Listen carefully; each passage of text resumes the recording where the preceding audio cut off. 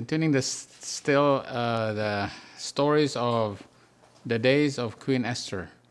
Today is March 5, 2016, and I think did we get into Esther 3? We'll find out. Not yet, huh? Okay. All right. Let's see. We will move to. We'll backtrack a little bit. We'll end up at the conclusion that we did last time, and do the conclusion that we did last time. All right. We're still at Esther 2. Okay. Let me see. All right. This is when Esther is chosen and she marries the king. So she's no longer a virgin. We received a crown, and there's a gift that is given and a release. And we studied all that. And then there is a time when the virgins are gathered for the second time, meaning that now these virgins are not the priests, right? Because the priests now have been married. So there's another group of virgins that are gathered, and these are typifying the Levites, all right? And they're also hidden. And during that time period, there's the plot of Bigthan and Teresh. And we know that Bigthan was a church, one of the 7 churches, and that have now become the enemy. All right? Okay. And Bigthan and Teresh had to go to an inquisition and was hanged. And was hanged at the Sunday law, right? Because Teresh represents the false prophet, right? Okay. A Bigthan is the church that has become false, that has apostatized. All right. And they both hang. Their probation both closes at the Sunday law. All right. Okay, so we see there's a decree at the Sunday law, right? Obviously, in the story of Esther, we see there's the decree. That represents the Sunday law. And there's another decree. Well, we see that decree right there. There's a decree at 9/11. Okay, if this is the Sunday law, which is a decree at the Sunday law, and this is studying from Esther, there's another decree at 9/11. What decree was given at 9/11? Can you think about what decree was it at 9/11? The Patriot Act, right? What does the Patriot Act do? It changes the U.S. Constitution, right? Right, such that now we can spy on you, and you're guilty, and we can spy on you anytime we want, through your cell phones, through your internet connection, from your ISPs, through Verizon, whatever. We know where you've been and whether you've been contacting the terrorists or not. We can do that. Now they want the. So you're already guilty before you're. Yeah.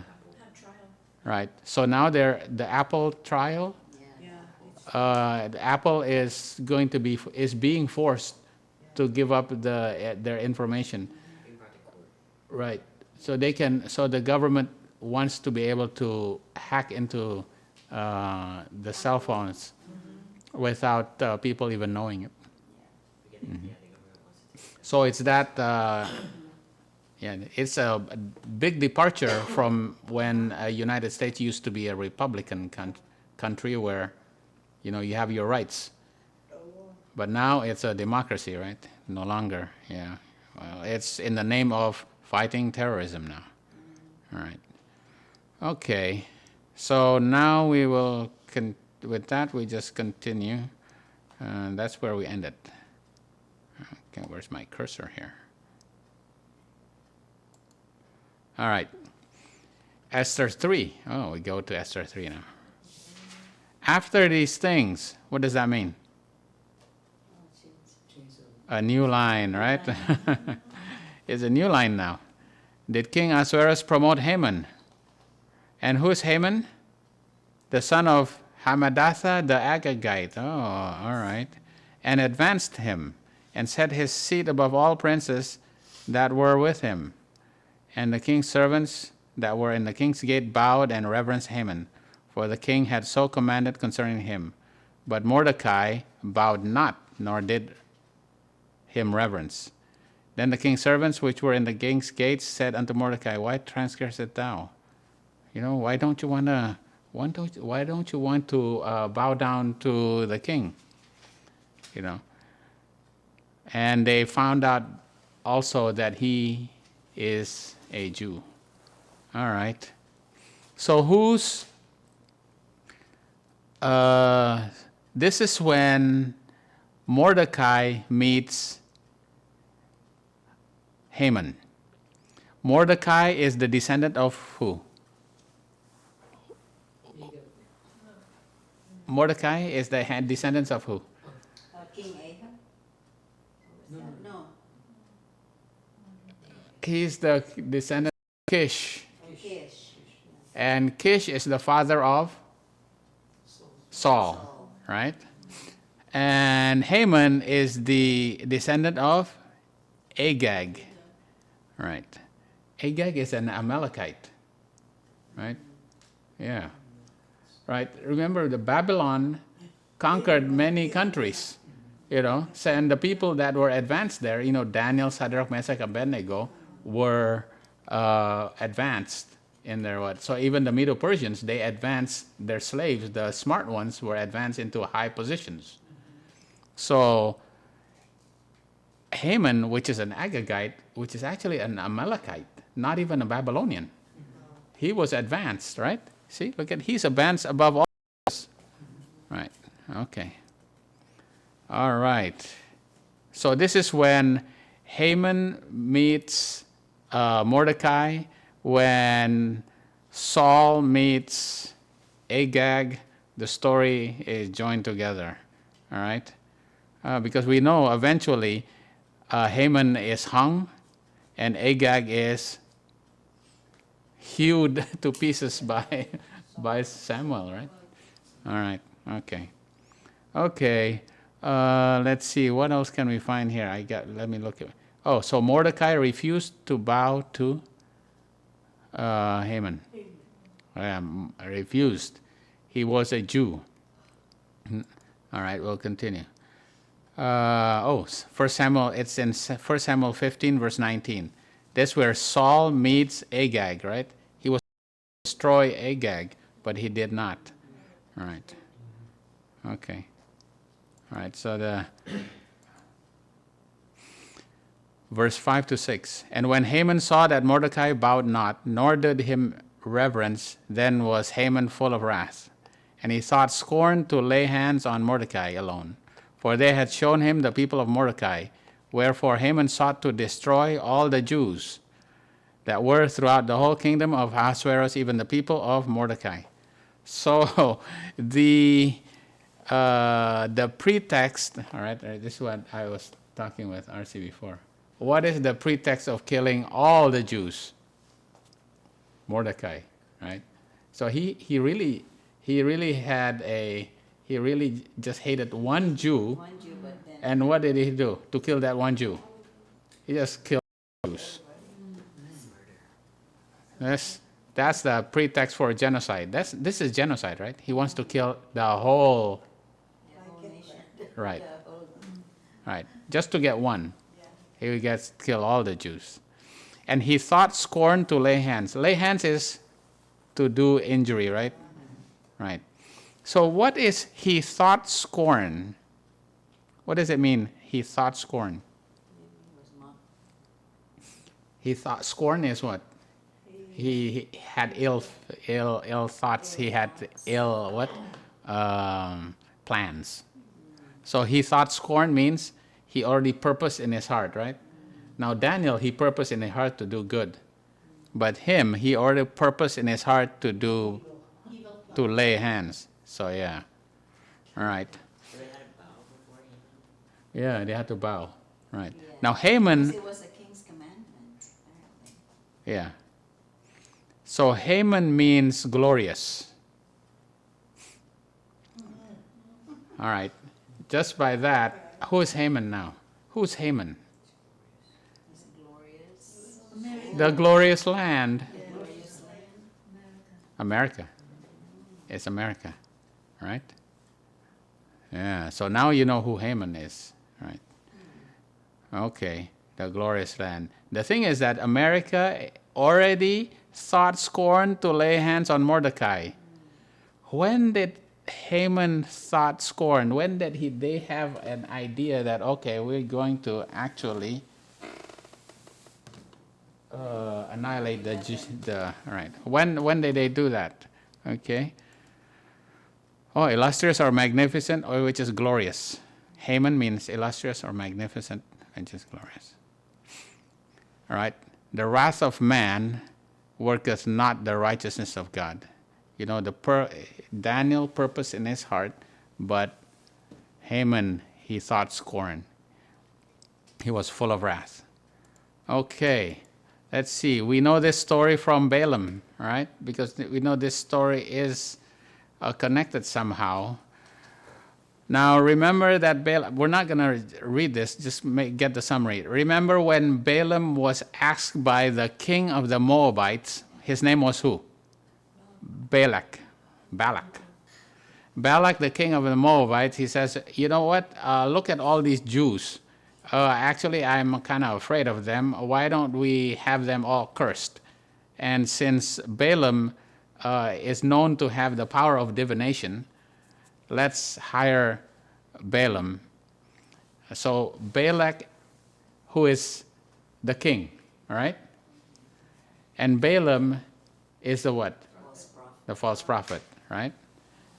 So Balaam and Balak already came to an agreement, right, to curse God's people. When did this happen? Right? Before he actually took his donkey or his ass and went onto the road, and then there was an angel there that stood in the way. And what did he have to do? He smote the ass and turned her into the way. Okay, when you read this, what does this mean? He smote the ass to turn her into the way. He had to restrain that ass. When was the ass restrained in our timeline? 9/11. So when did the king already make a collusion with the false prophet? Before 9/11. Right? It has to be. It's already before 9/11. So 9/11 could have been the beginning of Sunday law, but through God's providence, because was any one of us ready for the seal of God at 9/11? Oh boy. Good thing it didn't happen. Because otherwise, we'll all be lost. Yeah. All right? Yeah. Okay. Esther 3, verse 7. All right. So what did he do? Now, he purposed in his heart, which is in his mind. He already said, I'm going to kill the Jews. I'm going to kill all the Jews. All right? Just to get this one guy who doesn't want to bow to me. Right? I'm just going to kill them all. All right? That's bad. You can do whatever you want. Right, so what did he do?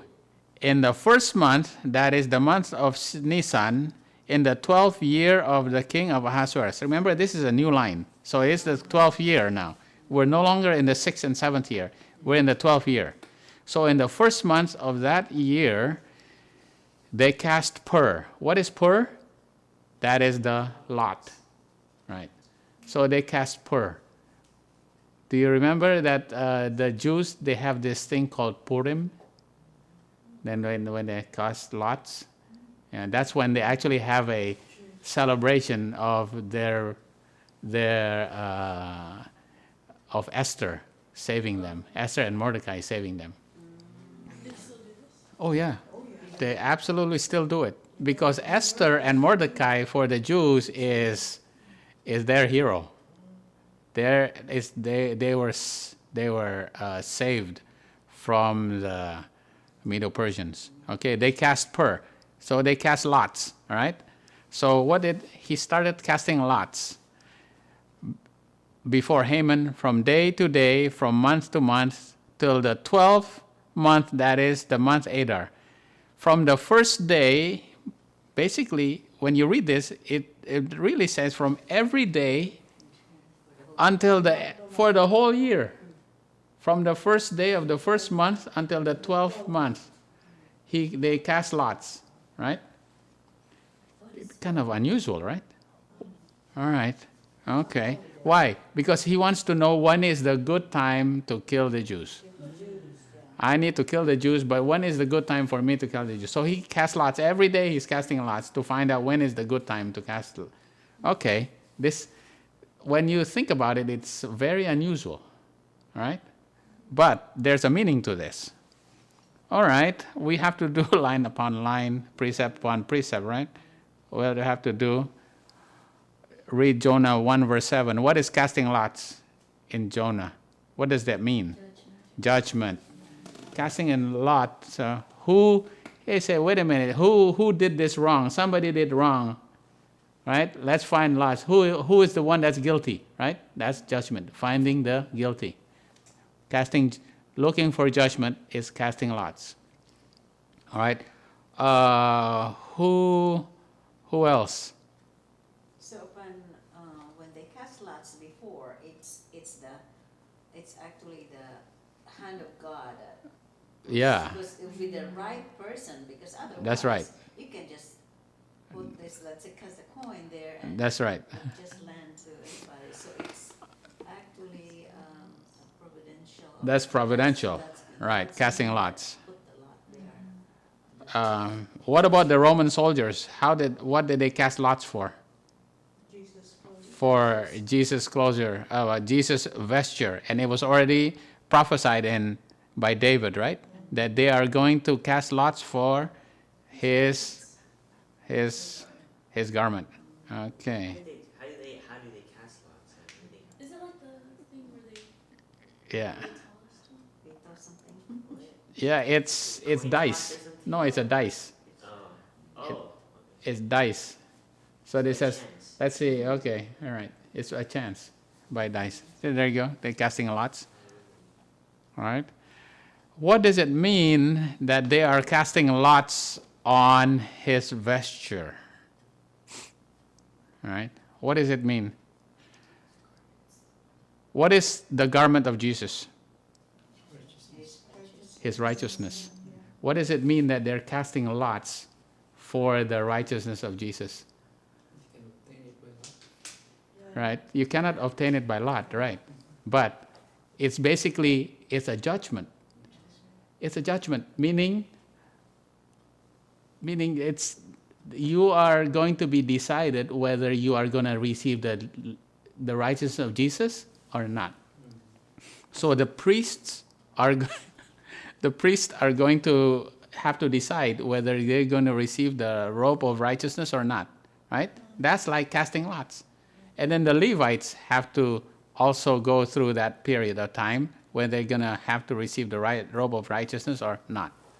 Okay, that's like casting lots. They're going to have to decide for themselves whether they're going to receive the robe of righteousness. So that's casting lots. So how long did it go on? For 12 months. Okay. All right, so where did they start casting lots here? Right, the first day of the first month. They start casting lots first day of first month here. That's when the Balaam's ass is restrained, that's 9/11. All right? They keep casting lots because this is the time of the casting of the lots for the priests, right? Whether they are going to receive the robe of righteousness, then there's their probation. They keep casting lots, right? Does it end right there? No, because the Levites now they have to cast lots for the Levites now. And what happens? Here is for the 11th hour workers coming in right here, right? So they're casting lots for the robe of righteousness all the way until here. So this is the 12 months. Right, the 12 months. So they're casting lots, okay? This is when the ass of Balaam falls down. This is when the crushes the foot, right? There's the walls right here. One wall here, one wall here. Okay? This is for the priests. The lots are cast for the priests.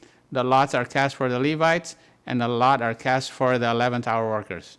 Right? It keeps going. The casting lots is not only until they find out when they can kill the Jews. All right? It keeps going until the 12th hour.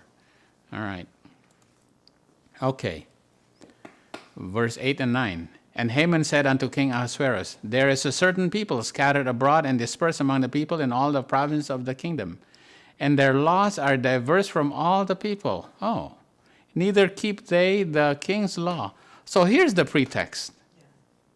The pretext for the genocide is what? They have a different law. Right? Wow. Therefore, it is not for the king's prophet to suffer them. The king's prophet to suffer them. It's not good that you continue to give them mercy, right?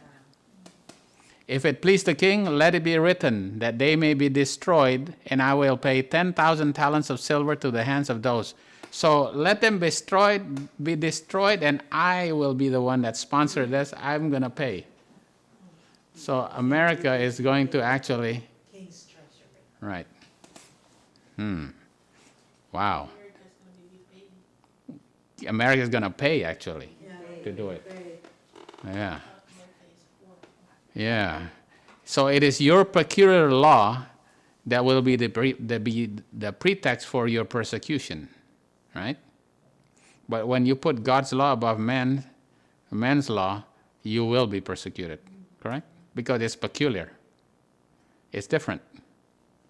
Okay. Verse 10 to 12. Oh, we're actually going faster now. And the king took his ring from his hand and gave it to Haman, right? The Jews' enemy. And the king said to Haman, the silver is given to thee. Oh, yeah, keep your silver.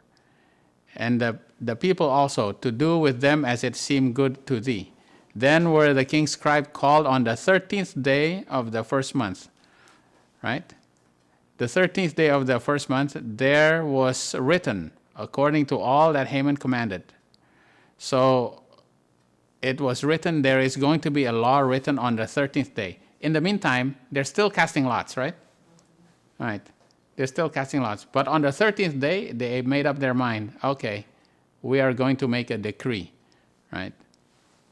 A decree that is being sent to every province, and the rulers of every people of every province according to the writing thereof, and to every people after their language, in the name of the king Ahasuerus, it was written, sealed with the king's ring. All right. So this happens, all right, on the 13th. All right.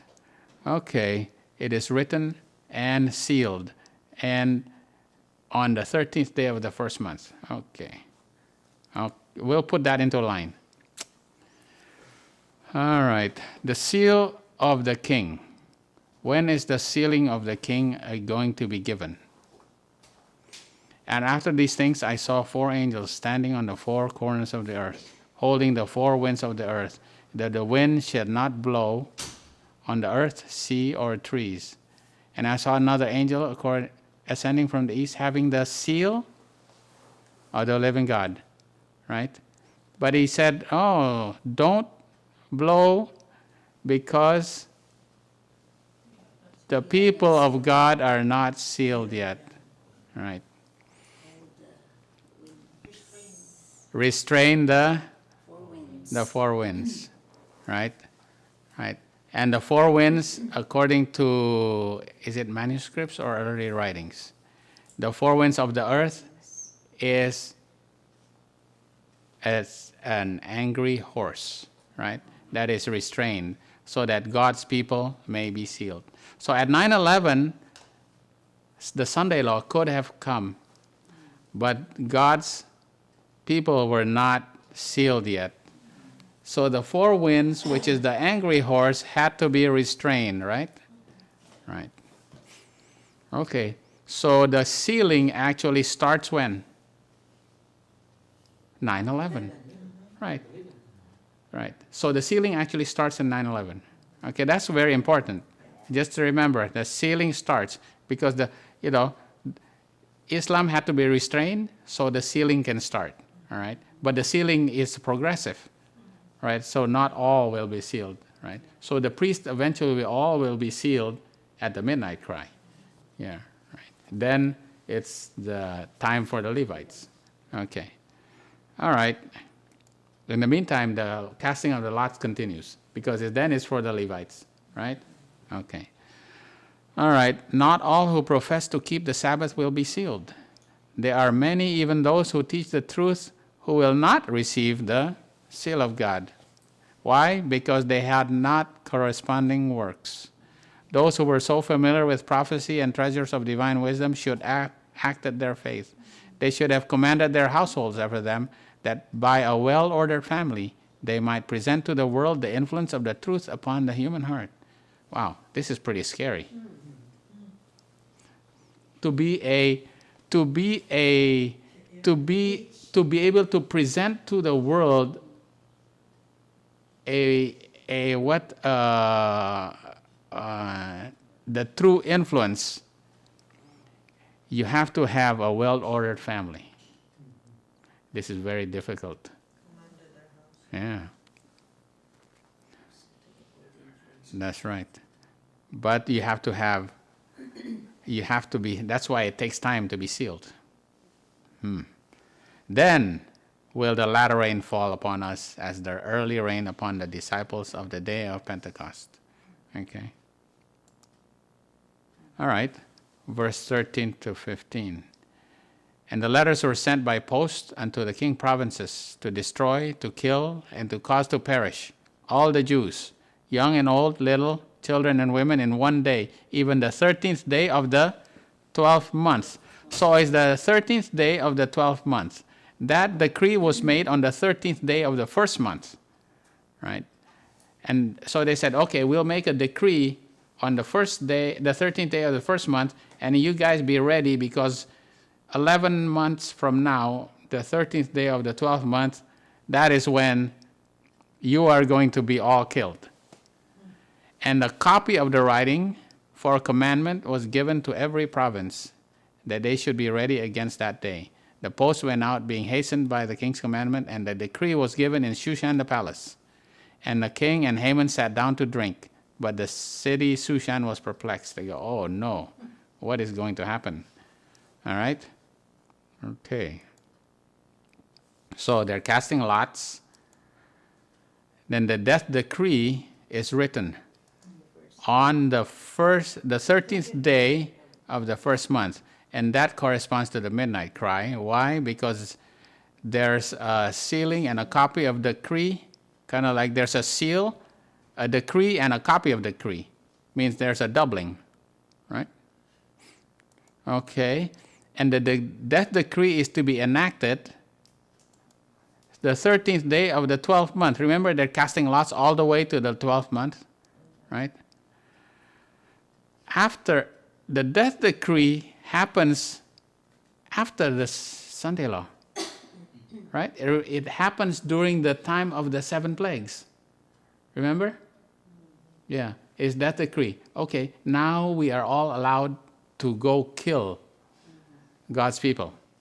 And God's people were hiding, right? And what happens when they wanted to kill God's people? It's as if their swords all wilt away and, right? They can't do it, right? And that's the end. That was actually the end. And then after that comes the voice that says it is finished, right? So that's the death decree. That's all the way into the 12th month, the 13th day of the 12th month. The death decree is to be enacted.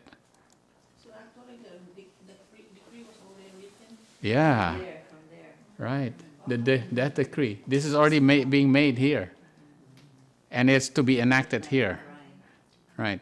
So there's a decree is already made here. So remember, there's going to be a decree. Remember, there's a decree here. There's a decree here, and there's a decree here. So remember, there's decrees all these places, right? Yeah, there's going to be a decree. So we're just looking for that decree, okay? And that decree, we know, just looking at all these lines that end up here, has something to do with the marriage. And the marriage is the false image, basically the image of the beast test, right? Something about the relationship of the man and the woman, where the woman actually is in control of the spiritual relationship. All right. Esther 4, verse 1 to 4. Oh, we're going faster now. When Mordecai perceived all that was done, Mordecai rent his clothes and put on sackcloth and ashes and went out into the midst of the city and cried with a loud and a bitter cry. What's that? Loud cry. We're at the midnight cry still, right? So Mordecai perceived. What does it perceive means? He recognizes and comprehends what is going on. Okay. And remember, at this time, Esther she's already a queen, meaning she's not a priest anymore. She's a what? She's a Levite. She's already a Levite. Now, when she's a Levite, Mordecai perceives all these things. Mordecai understands what's going on and makes a loud cry, right? And came even before the king's gate. None might enter into the king's gate clothed with sackcloth. Oh, you cannot go through the king's gate sackcloth with sackcloth. Wow. Right? That's like through your probation. The king's gate is your probation. In every province, whithersoever the king's commandment and his decree came, there was a great mourning among the Jews.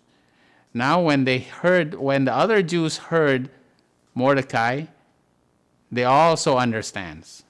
Okay? So Mordecai is like a witness to them. So now the other Levites are starting to figure this out. All right? Okay. And there was a fasting, weeping, and wailing, and many lay in sackcloth and ashes. So Esther's maids and her chamberlains came and told it her. Then was the queen exceedingly grieved and sent raiment to clothe Mordecai. Oh, okay. There was a raiment change here, although Mordecai already has, when you come to this point, Mordecai already has the robe of righteousness. And he received it not because you already have it. So there's going to be a raiment change here, but it's going to be for the Levites now. Mordecai already has his robe of righteousness. Yeah, it's for the Levites now. So, okay. Now, I didn't do this. Okay. Well, anyway, 5 to 9. And Esther then called Esther for Hathach, one of the king's chamberlains, whom he had appointed to attend upon her, to give him a commandment to Mordecai. Okay, say, okay, here, go tell Mordecai to know what it was and why it was. What is that? Inquiry. So the Levites are going to ask to the priests, hey, what's going on? Right? At the midnight cry, right? Hey, what is going on? So Hathach went forth to Mordecai in the street of the city, which was before the king's gate. And Mordecai told him all that happened unto him, and the sum of money that Haman had promised to pay the king's treasuries for the Jews to destroy them. So Mordecai knows everything, right? Knows exactly what's going on at that time. Esther did not. The Levites did not know, okay? Also, he gave him the copy of the writing of the decree that was to be given, to show it unto Esther, and to declare it unto her, and to charge her that she should go unto the king to make supplication to him. All right. So Esther was charged to go to Ahasuerus, to the king, to make a supplication to him, to make a request before him for her people. And Hathach came and told Esther the words of Mordecai. Okay. So what does it mean when she sends a raiment to Mordecai, but Mordecai doesn't receive it? Yeah. When you see that, that meaning is it is because Mordecai is already a priest there, and it's at the midnight cry because Mordecai already has a change of raiment already. He has the robe of righteousness because the priests at the midnight cry, they already have all the oil and they're already sealed, right? But there's the change of raiment is still available for the Levites because the Levites still has to go through that process, right? So there's still a change of raiment, right? Because they're still casting lots, right? Casting lots for the vesture. So it's progressive. It's not, some people will be sealed first, some people will be later, and some people even more later, right? It's progressive, right? Okay. So Esther is commanded or instructed by Mordecai to read, right? Show the copy of writing unto Esther, to hear it, to declare it. See, Hathach is to declare it to her, right? She is to read the copy of the writing, hear it, and then charge, which is proclaim or do. Blessed he that reads, hear, and keep, which is do, right? These things which are written thereof, for the time is at hand. So who's the one giving instructions? Mordecai. Mordecai is like the leader, right? Giving instructions to Esther. So right at this time, you can see the relationship between the priests and the Levites. Okay. For if any be a hearer of the word and not a doer, he is like unto a man beholding his natural face in a glass. What is this glass here? The looking glass, which is the Mara, right? For he beholdeth himself and goeth his way, and straightway forget what manner of man he was. But whoso looketh into the perfect law of liberty, looking into the God's law, when you look into God's law, then and you do his work, then when you look into looking glass, you will be blessed. Because what do you see? You see God, the face of Jesus in there, right? This is the principle of the Mara vision, right? When you hear and you read and you do, you will be perfected and receive the Mara vision, meaning that Esther now is starting to be bound at the midnight cry, which is the Levites. So remember, the Levites are starting to receive Mara vision here, right? And it's starting at the midnight cry. Okay. All right. I'll just read the highlighted part here. The Lord declares to the people of the earth, choose you this day whom ye will serve. All are now deciding their eternal destiny. Men need to be aroused to realize the solemnity of the time and the nearness of the day when human probation shall be ended. Okay. Now, Mordecai is warning Esther, which is the Levites. The priests are warning the Levites. They're not warning the world yet, right? Because the message is progressively given, right? Eventually, everybody has to choose, and everybody has to make their eternal decision. They have to make their eternal decision. But it's progressive. Good thing it's progressive. Wow. It's really very good thing that it's progressive. Okay. So, we'll have to go into a little bit of this 25. Remember, Doreen, you're asking 25? What does 25 mean? Numbers 8. So the Levites, how old are they when they can serve? They're 25 years old. They can serve. Until how old? Until they're 50. All right. And they serve until they're 50. Okay. It was not customary for the Levites to enter into their peculiar service until they were 25 years of age. That's what Ellen White says, right? But Samuel was an exception. Now, this is a picture of Moses blessing Aaron to become the high priest, right? Obviously, he's a lot older than 30 because the priests come into service when they're 30 years old. But here in the background are the Levites, right? The Levites, they come into service when they're 25 years old. And they serve until they're 50. What does 50 mean? Jubilee or Pentecost. Pentecost is, or the Jubilee, that's the Sunday law. Because the priests and the Levites, their job goes until the Pentecost. And that's it. That's when they, right? You can see their job is done at the Sunday law. The priests and the Levites, their job is done, right? They're chosen to work until at that time, right? Great controversy. What else signifies 25? He thus mentioned a certain events to proceed. Oh, okay. Remember the 1260 years that ends in 1798, right? A quarter of a century earlier, persecution had almost wholly ceased. There's the 25, right? There's the 25. Okay, what does that mean? There's 25 years at the end of the wilderness period. There's 25. We did this a little bit before, right? And there's 25 years. Okay, what about the 25 here? Ezekiel 8.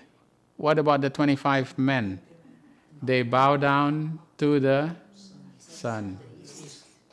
Right, they bow down to the sun. So remember, the 25 men in this time period will start bowing down to the sun at the midnight cry. And they will seal their destiny at the Sunday law. Right? Right. But the bowing down will start at the midnight cry. All right. Okay. This is what we did last time. All right. Here's the 40 years of wilderness, and there's a small end of time. At the time, they had 3 tests, right? Jesus had 3 tests at his end of 40 days fasting in the wilderness, hiding in the wilderness. Moses had a 40-year hiding in the wilderness, and he had a burning bush, his hand, and his rod, right? 3 miracles at the end. Okay, the 70 years of the 70 weeks of the Jews, right? That was their probation. At the last week, there's the 27, right? Jesus was anointed, he was lifted up and was cut off, and then the probation closed for them at 34 AD, right? Obviously, they failed their probation. Okay. All right. And what about the time of the 1260? It was the beast that was persecuting them. And up until about 25 years, then who started persecuting them? France. Right, the dragon which is France. The 2-horned dragon, Sodom and Egypt, for 25 years. And remember, obviously, remember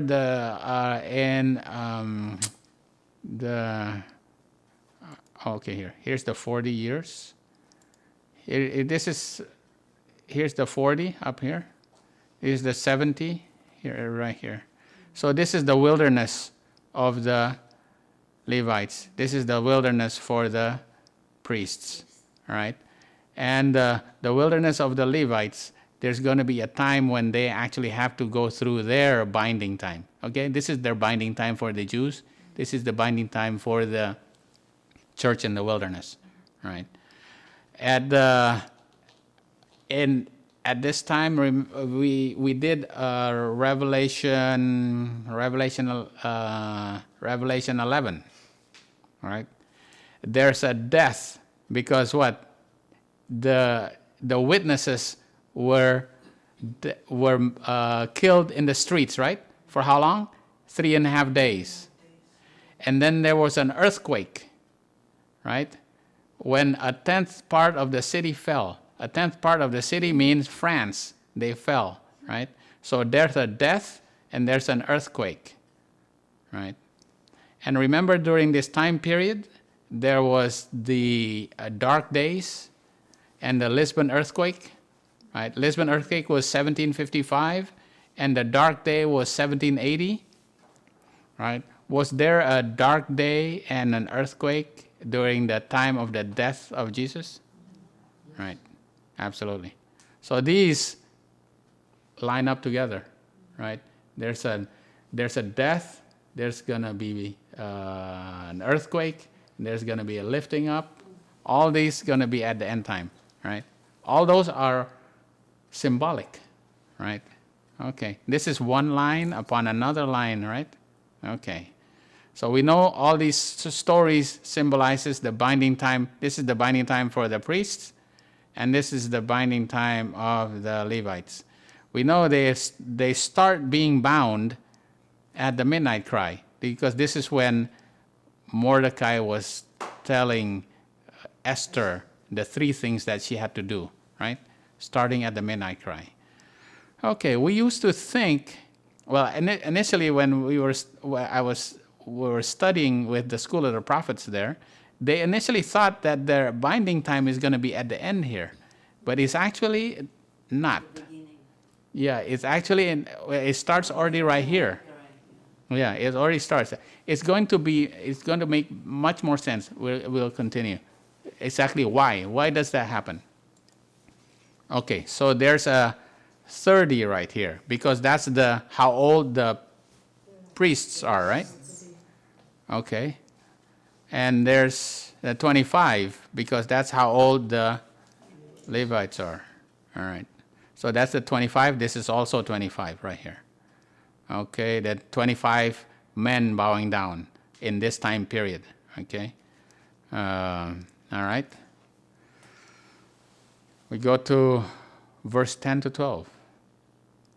Again, Esther spake unto Hathach, and gave him commandment unto Mordecai. All the king's servants and the people of the king's provinces do know that whatsoever, whether man or woman, shall come unto the king in the inner court, who is not called, there is one law of his to put him to death, except such to whom the king has hold out his golden scepter, that he may live. But I have not been called to come in unto the king these 30 days. So at the midnight cry, Esther said, you know what? I'm a Levite. I haven't been called for the last 30 days, right? I'm not a priest.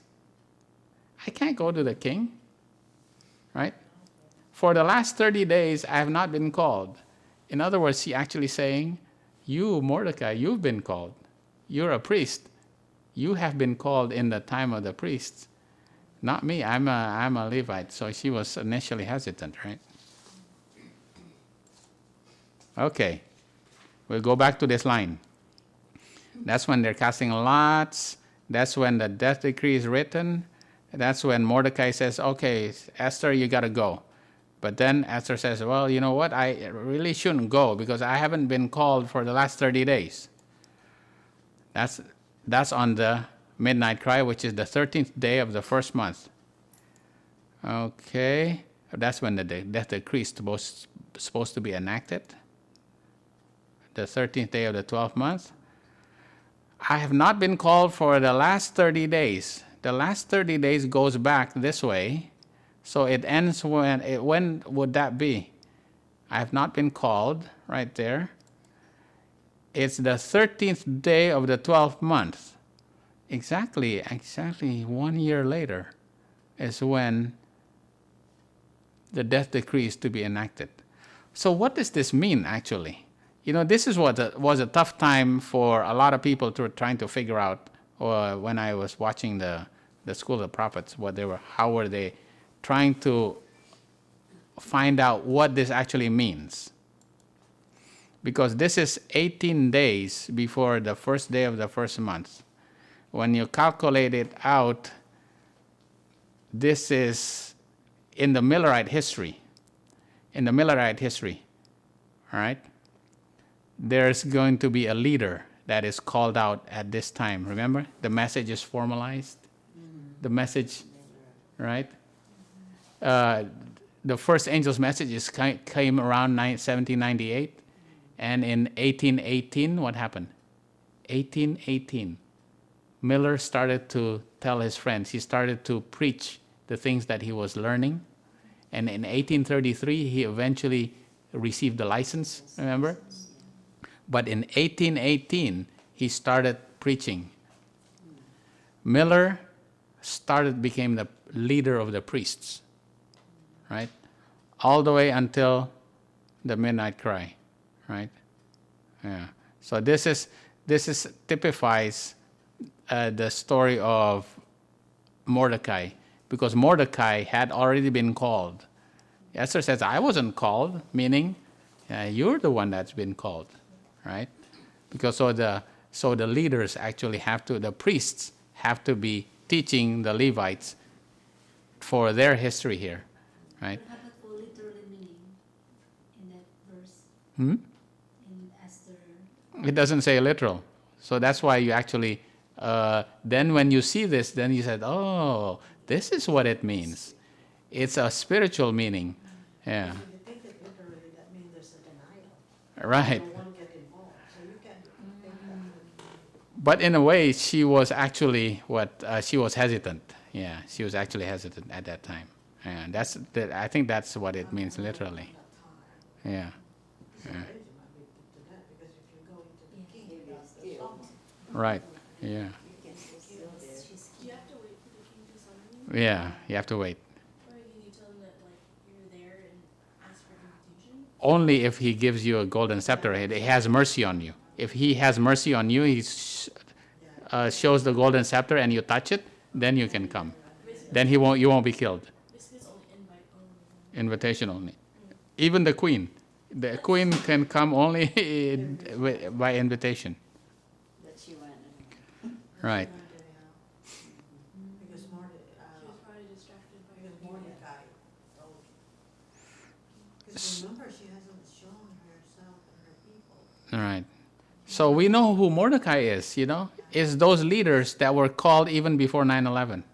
So There's been people who have been called, obviously, we know. that time We're the priests. is our time to show that we are God's people. It's our responsibility to be teaching the Levites. Levites. Right there at the midnight cry. Okay. The story of Esther is so deep. It is amazing. It takes so long to go through this, but there's so many meanings, especially right at this point, because it's a story about the Levites and the priest. To understand the Levites and the priest, you go through this, then you actually understand. It really solidifies who's going to be the 144,000, right? Not specifically who, And then but if you really the look at it, class of people. shouldn't it be the Levites first and then the priests? Really, Right. Shouldn't it be that way? But then, if you really, when you understand the story, it is really the priests first before the Levites. Right, because the priests are the teachers. Yes, exactly. And they have the high responsibility. They're cleaning the inside of the tabernacle. Yeah. And the Levites, they're coming up. They're cleaning the outside court, So the priests are the ones with, more experience, more knowledge. They've been called earlier, So that's what makes Esther a Levite? So Esther is a Levite because initially she was a priest, right? Because now it's a different line, remember? Different line. It's a different line now. Because now Esther is a Levite. On this line, Esther is a Levite. Yeah. So, yeah, because she's called at the midnight cry. She says, I'm not called in this time. I haven't been called. I haven't been called at this time. No, I mean like in the story itself, like what makes her, what event made In the story itself, not really. It's not that. It's spiritual, really. It's spiritual. Yeah. It's spiritual. In the You're saying that story, she's a it's priest like because spiritual. of, because of her birth? Like, No, she's not a priest. She's never been a priest. she's always been No, when you call somebody a priest or a Levite, it's spiritual.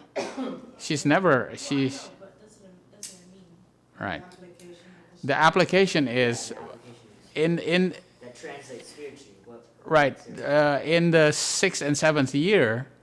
In the previous line, she was called at the 9/11, so she was a priest in the 6th and the 7th year She was chosen as the To be queen. a queen. so that she can be a queen, Be a queen. Yeah. right?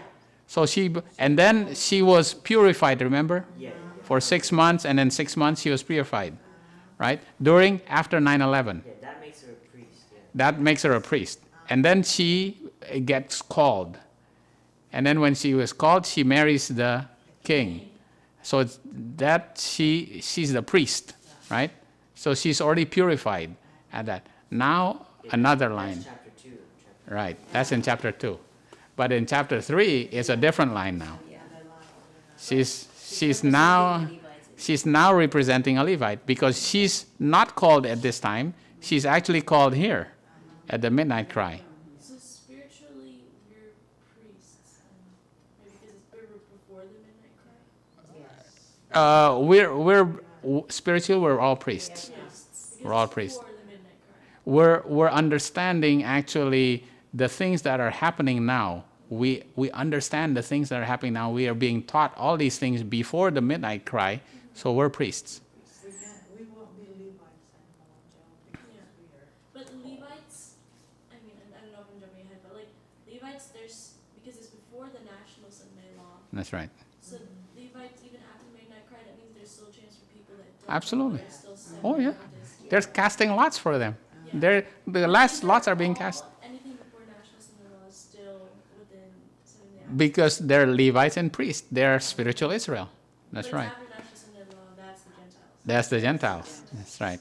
All right. So in chapter 3, is Esther a Levite because she Was did not called? know that because Mordecai knew first of And that's true. Haman, Yeah. Haman wanted to because of Mordecai. That's why Haman wanted to kill. Yeah. But the That's thing what you makes Mordecai a priest and Esther a Levite. yeah, at this time the priests have all the knowledge already, right? Yeah, so he has prior knowledge. Right. He has Meaning already he's a meaning he's gone through this fight. He's the one that's been called in those previous 30 days, right? Yeah, and He then is the a- knowledge was given to Esther later, Right. meaning she's a Levite. That's right. Because at this time, the Levites, they don't know much. You say, hey, what's going on? Hey, do you know what's going on? So What is going based on? On the times and the amount of knowledge given determines whether you're a priest or Levite. Yeah, but also at the time, because this is the 11th year. This is a different line Yeah, now, yeah, it's a right? different line. Right. But Mordecai at this time he was given it first and he was given more knowledge. Then Esther was then given after Mordecai. So in this This is your decree. it depends on what you know. It depends on what you know. Absolutely, and when you know. absolutely. That's also true. That applies The to us decree, too. that's the And that's how it applies to present time. That's right. Because you're called at different times. Yeah, when you're called and how Mhm. much knowledge you've been called Because to. she Actually- didn't know until Mordecai. Or Because she until didn't know- was she didn't told know Mhm. what's until gonna happen. she That's was right. told. That's But right. Mordecai was the direct cause for Haman to go against the Jews. But then Esther was just a recipient of that. That's right. She was not the direct cause, she was just a recipient of That's right. Mordecai's, Mm-hmm. yeah. This is actually you brought up a very good, you're already jumping ahead, but this is actually very good. Because it's only the Levites who has never known anything. No. Okay. The reason why Esther also never know what's going outside because first of all She she's was not inside. she's not outside She's inside and with sis the don't know king. what's going outside and she's inside. She doesn't know what the controversy is going on. She don't So know. if it Makes weren't for Mordecai, she would not Still have be been able to save Mhm. the Jews. Mhm. Because Mordecai is a priest. And So- he's the one who tells That's right. So he's the one that basically, Just like we are priests Yeah, the in our time, knowledge. and then we will and be we telling transfer the that Levites. knowledge to To the Levites. The Levites. But you know, we have been sanctified and purified already, and we're already married. You know, it's not like Mordecai's married, Yeah. but spiritually, you're already married to the king here. You're already purified. You don't need a raiment. You already have the raiment, right? Yeah, but Yeah. Esther wanted to give him a raiment, but there's no need. Yeah. So so Mordecai is kind of like he watches over Esther, just That's how right. the priest Hmm. watches over Levite, Right. just how it's our responsibility after the midnight cry To watch over to the cater Levites. to not cater but to Teach. We're the ensign for the Levites. message to the Levites. Right. That's right. So the thing about it is, Levites. that there's chance for the Levites. Right. Yeah. You can't count them out yet. Oh no, absolutely not. No, According to this, it's no. Yeah. You can't, because the Levites are Because they're both Jews. they're Israelites. They're both Yeah. Jews. They're spiritual Israel, right? Because they still can come in. Because this is why this story is so amazing. Yeah. It's happening right now, It really fits in everything. right? Esther's inside, he doesn't know what's going outside. Mm-hmm. Yeah. So for the modern Seventh-day Adventists, what makes them Levites is not is because they're still in Jerusalem. It's because they're still in spiritual Israel. they're still in spiritual Israel. That's right. But that doesn't you can't really fit that with Esther being in the king's palace because it's No. Yeah, no. You You can't. can't. You can't. No. This is King's Palace. It's not. That's not. You can't extrapolate Yeah, that spiritually. You can't use that. That's not prophetically significant. Yeah, that's not significant. Just Esther being a woman. Even Esther being a woman. Right, and Mordecai being a man, kind of thing like that. You can't be married to the king, kind of thing. No, so it's not prophetically significant. Yeah, but the thing about it is the main thing to understand that the priests are called before midnight cry, right?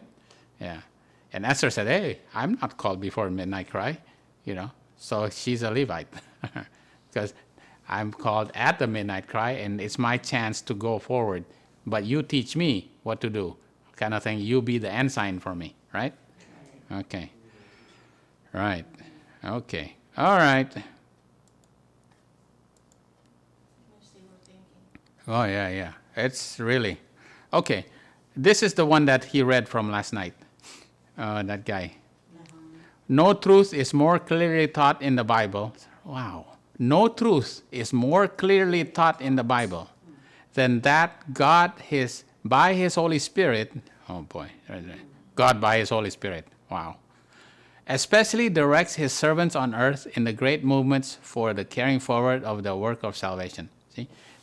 God always has some leaders that He will call. All right? Just like Mordecai. So who's the main, the first actor here is Mordecai. Esther is kind of like being taught, here. Supporting. Yeah. Mordecai. God will always has a servant. The protagonist. Right. Yeah. Right.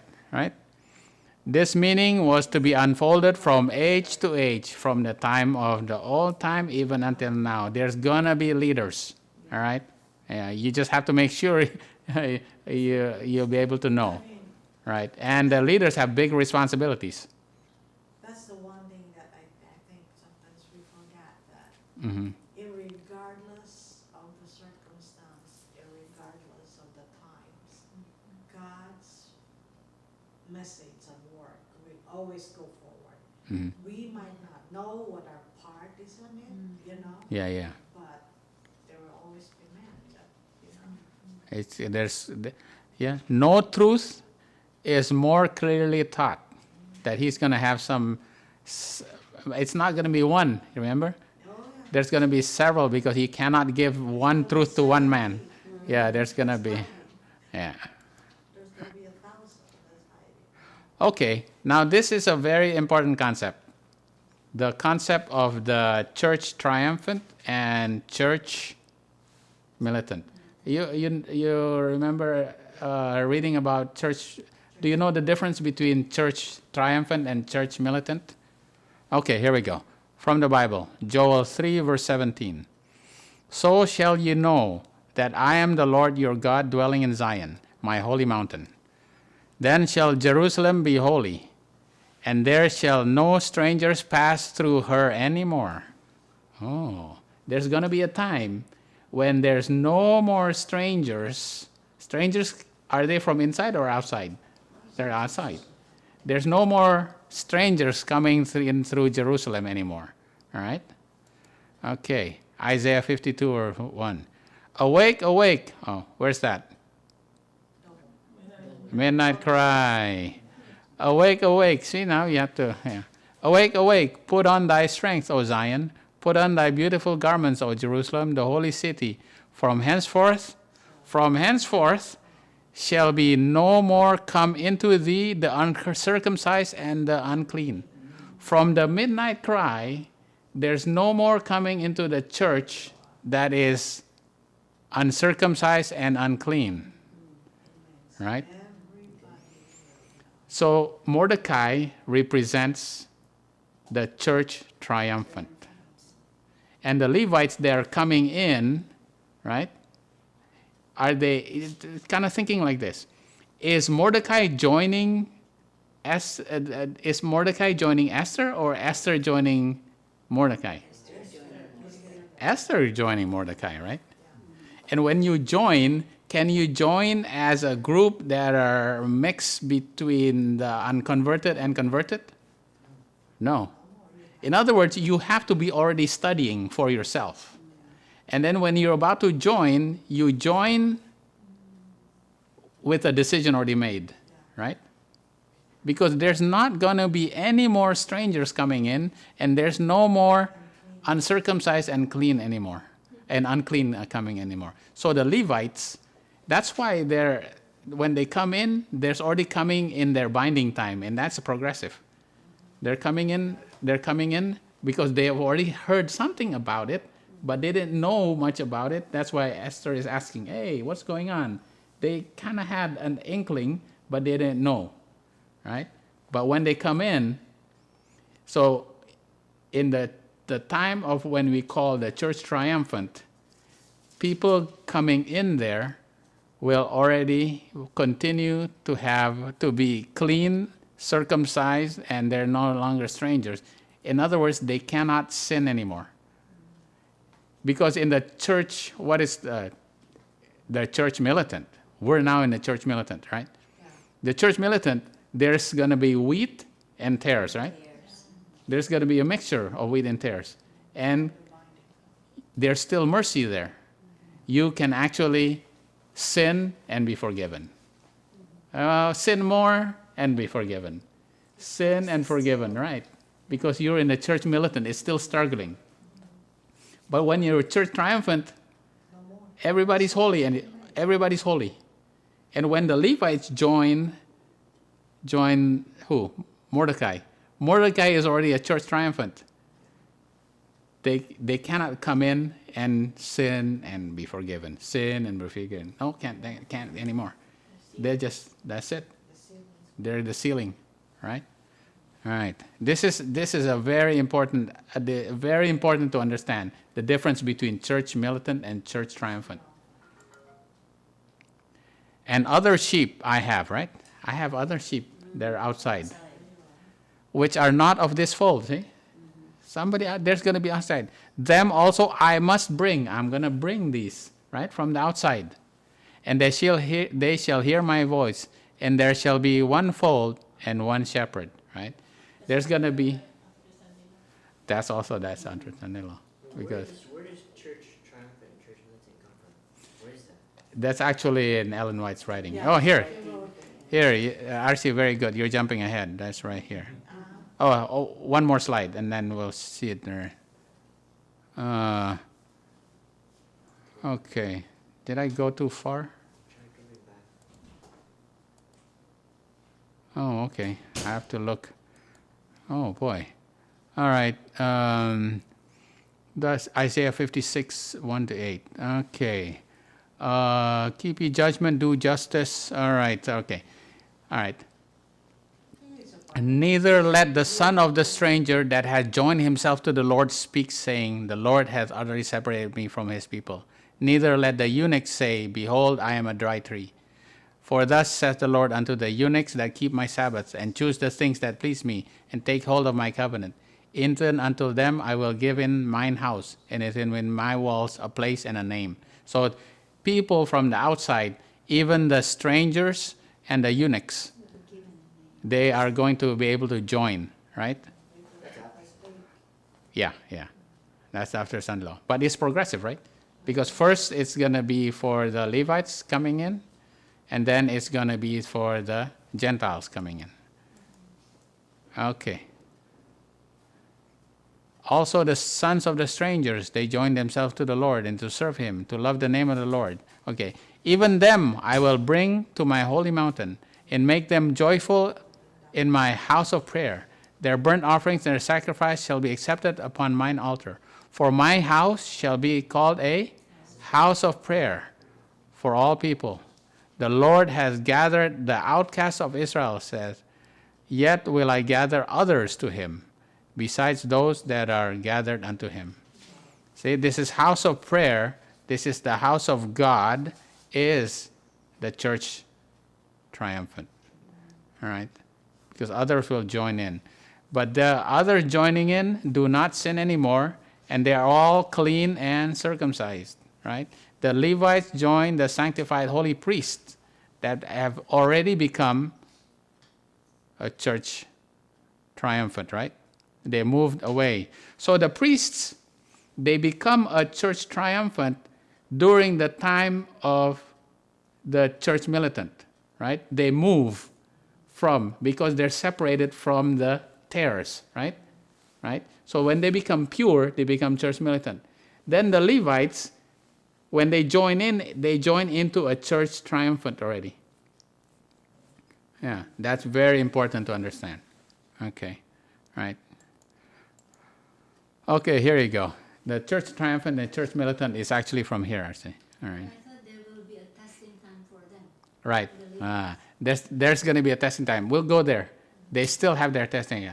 Their testing time, their time for them to actually live to what they know is actually between Sunday law and the midnight cry. Yeah.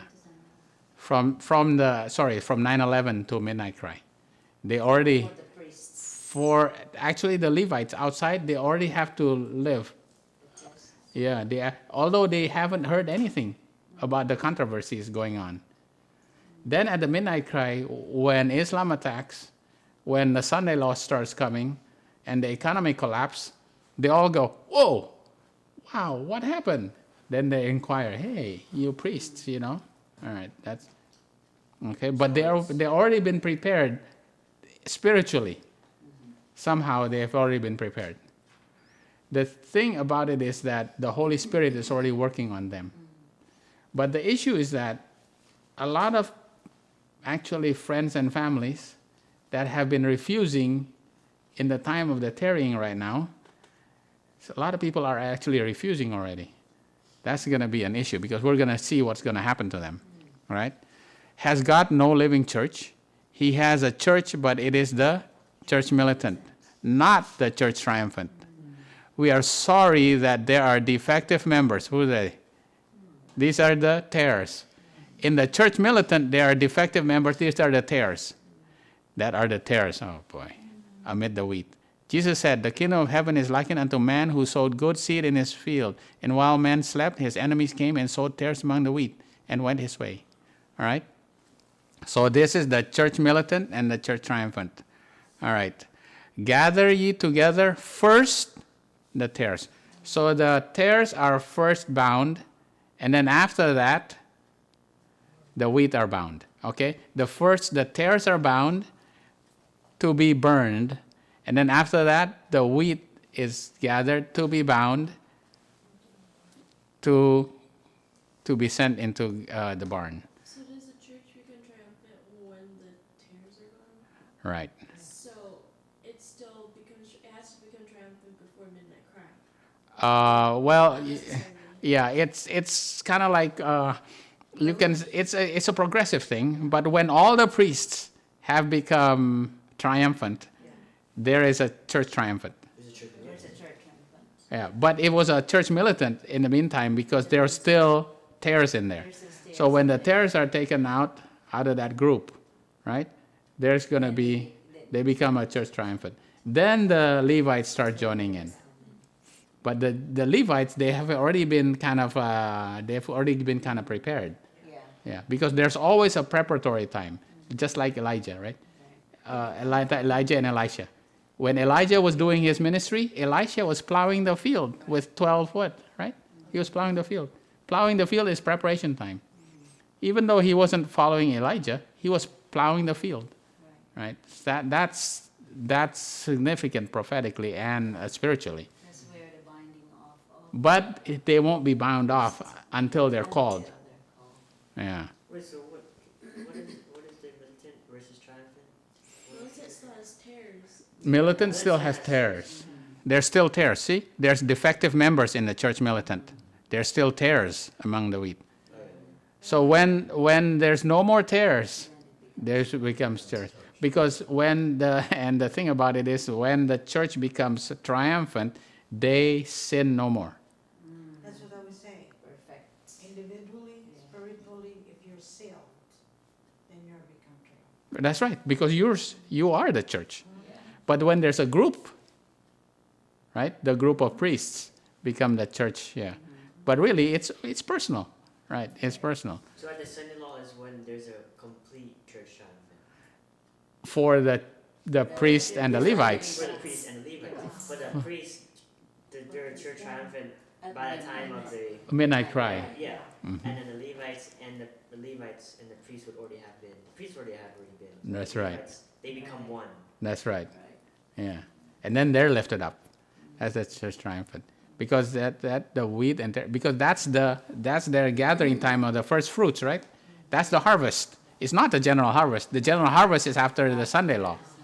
But it's the harvest of the first fruits. So the Levites during the time of the tearing time are still church militant. Yeah, that's right. They're still And right. Before the midnight cry, the priests are They're still church militant. they're still in the midnight. That's right. Until That's the church militant. afterwards, obviously there's church triumphant. That's right. priests, and then afterwards, after the Sunday law, they would be Yeah. church triumphant. That's right. Okay, very good. Yeah. Joining of two sticks. There you go. Joining that, starting to join the two Because sticks. The priests overlapped it, and then they're complete at the Sunday law. Yeah, that's right. Okay, here you go. Those who are living upon the earth, we've read this many times, okay? Those who are living but now you understand a little bit more now. Those who are living upon the earth when the intercession of Christ shall cease in the sanctuary above. When is that? Michael, stand up. Are to stand in the sight of a holy God without a mediator, right? After Michael stands up. Their robes must be spotless. Their characters must be purified from sin by the blood of sprinkling. Through the grace of God and their own diligent effort, they must be conquerors in the battle with evil. They are already perfect before Jesus comes. Oh boy. Some people don't believe that. While the investigative judgment is going forth, so before the midnight cry, before Jesus stands, right? Because the investigative judgment is before Jesus stands, before Michael stands up, while the sins of penitent believers are being removed from the sanctuary, there is to be a special work of purification. There you go. The special work of purification of putting away sin among God's people on earth. Right? This is the binding time for them. The purification and the binding time for them. They're being purified right here. This is what it's talking about right there. I never really realized what that actually meant until now when you study this. Right? This work is more clearly presented in the messages of Revelation 14. The first, second, and third angels, right? The first and the second angel's message, it's really during the church militant. But when the third angel's message says, then that's the being bound. That's the time of the binding. All right? Okay. Then the offering of Judah and Jerusalem will be pleasant unto the Lord. All right? Then the church which our Lord as his coming is to receive to himself will be a glorious church. Right? This is the church triumphant, not having spot or wrinkle or any such things. Then she will look forth as the morning, fair as the moon, clear as the sun, and terrible as an army with banners. Right? Okay. We read this many times but didn't really understand it. The significance Yeah. really doesn't get deep. Probationary time will not continue much longer. Oh boy. This is the one. If you're gonna highlight something in a Review and Herald, this is the one to highlight. Probationary time will not continue much longer. Now God is withdrawing his restraining hand from the earth.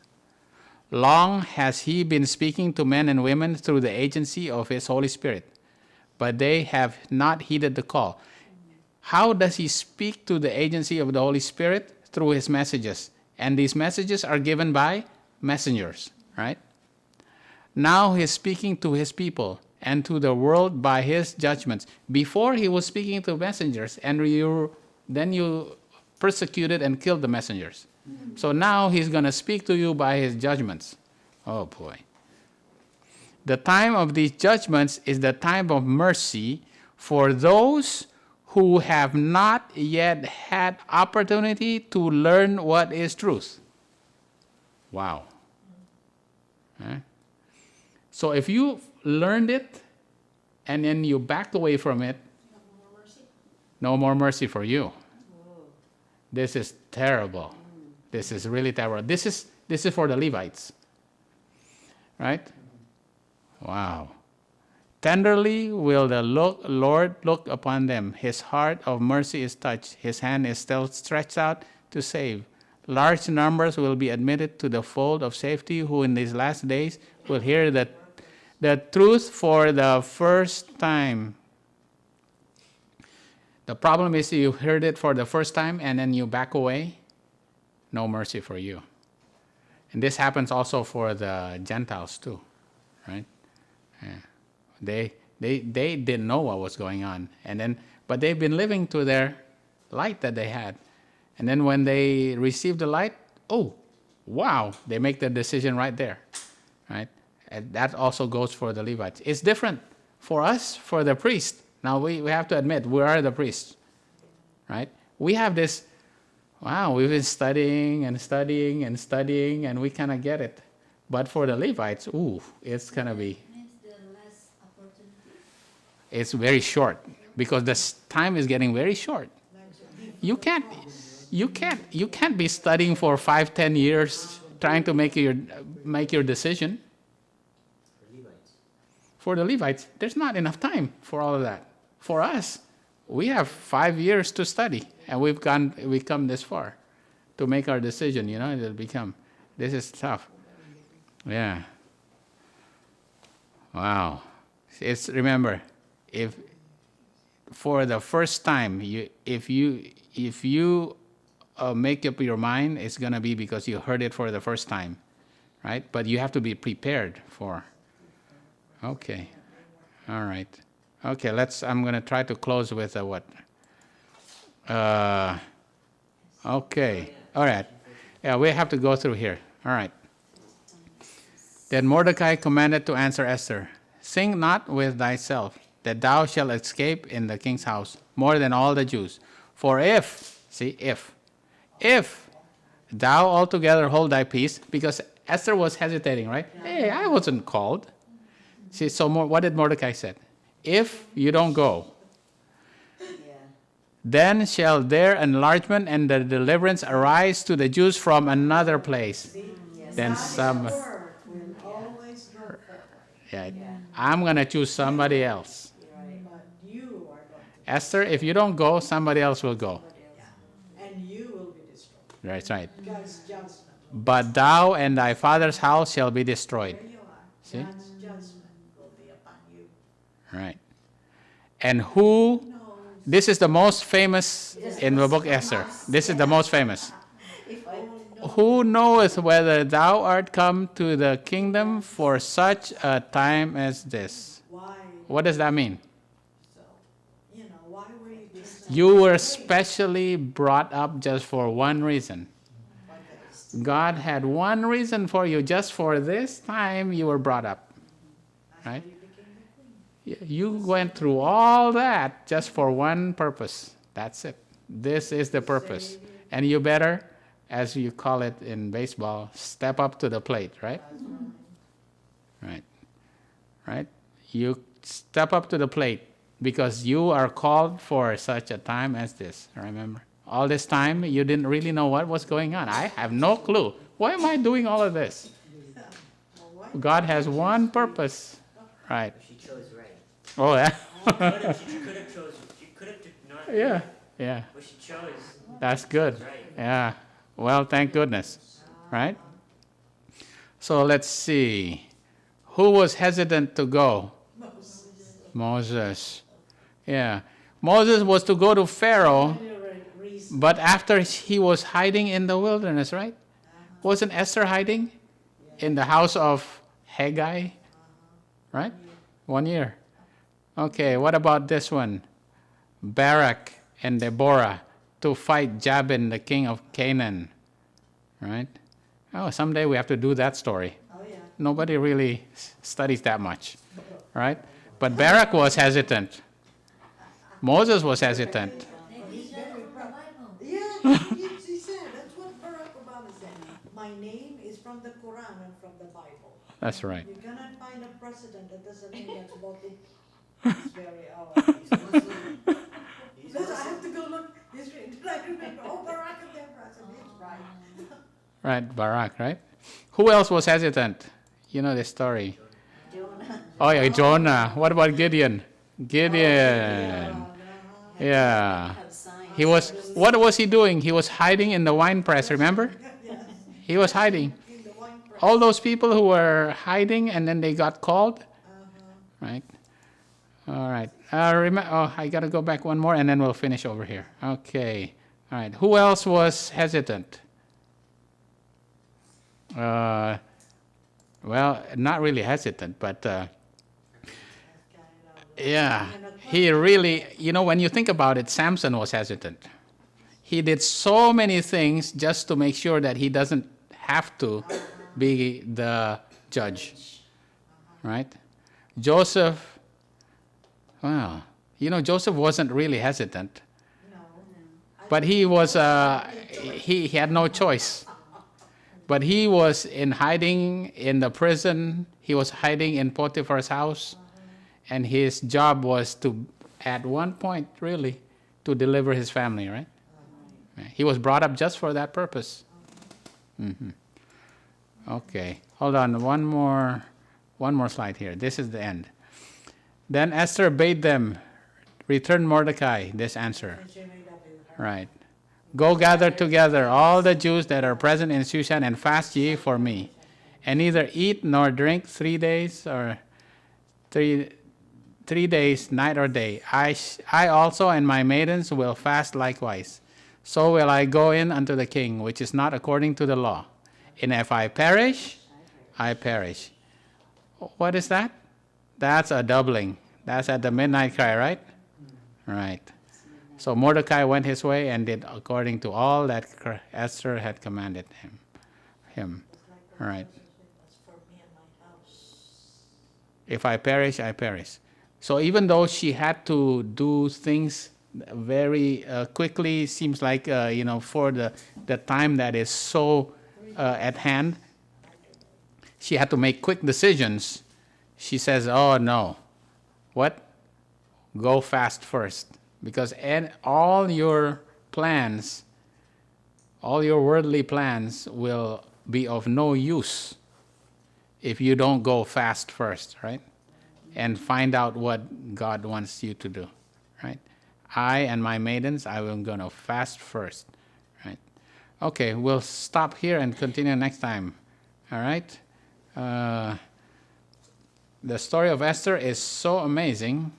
When you go down to all these lines upon lines to study the Mara vision, the priests and the Levites, and so many things. Okay. So God chooses his 144 Yeah. So he Because- doesn't favor one over the other. Because it's numbered, you know. The priest is numbered. Their number is 12. And the Levites, they're numbered. And their number is 70. Right? And the 144,000, it's a number. But the general multitude, which comes in, We'll see the 144,000. yeah, Sent to the sea. they're not numbered. They're not numbered. But without the 144,000, the general multitude. Yeah. will be Absolutely. there has to be Without the 144,000, general multitude. all the patriarchs and prophets will not rise up from their grave. All right? So the priests can now also be like they're Benjamin and Judah, and then the Levites are like the rest of the 10 tribes. The priests relate from the Levite. Yeah, they're from Levites. Priests of Benjamin